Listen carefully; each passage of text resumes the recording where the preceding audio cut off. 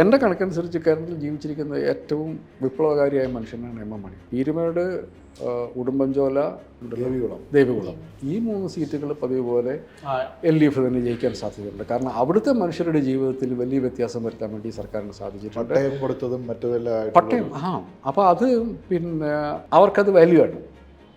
അത് ഭരണം കൊണ്ട് ശരിക്കും പ്രത്യക്ഷത്തിൽ നേട്ടമുണ്ടായ മനുഷ്യർ താമസിക്കുന്ന സ്ഥലങ്ങളിൽ അവർക്ക് ഈ കമ്മ്യൂണൽ പൊളിറ്റിക്സിൻ്റെ ഒരു പുഷ് വരാത്ത സ്ഥലങ്ങളിൽ LDFന് അഡ്വാൻറ്റേജ് ഉണ്ട്. ബാക്കിയുള്ള സ്ഥലങ്ങളിൽ LDFന് തിരിച്ചടിയിട്ട് കിട്ടാനുള്ള സാധ്യത ഉണ്ട്.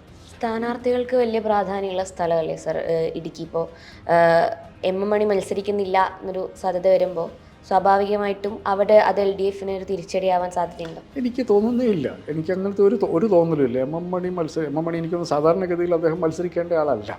കാരണം അദ്ദേഹത്തിൻ്റെ പ്രായത്തിൻ്റെ പ്രശ്നമുണ്ട്. എം എം മണി അതുപോലെ തന്നെ ഇമ്പോർട്ടൻ്റ് ആയ ഒരു നേതാവാണ്, ആണ് സെക്രട്ടേറിയറ്റ് മെമ്പറാണ് അദ്ദേഹം. ഇത് മാത്രമല്ല, ഞാൻ ഈ എം എം മണിയായിട്ട് പത്രക്കാർ ചോദിക്കുമ്പോൾ കാണുന്നുണ്ട് ആ മനുഷ്യനിൽ എന്തെങ്കിലും തരത്തിലുള്ള ഒരു ഡിസഫെക്ഷൻ ഉണ്ടാക്കാൻ വേണ്ടിയിട്ട് എല്ലാ ശ്രമവും നടക്കുന്നുണ്ട്.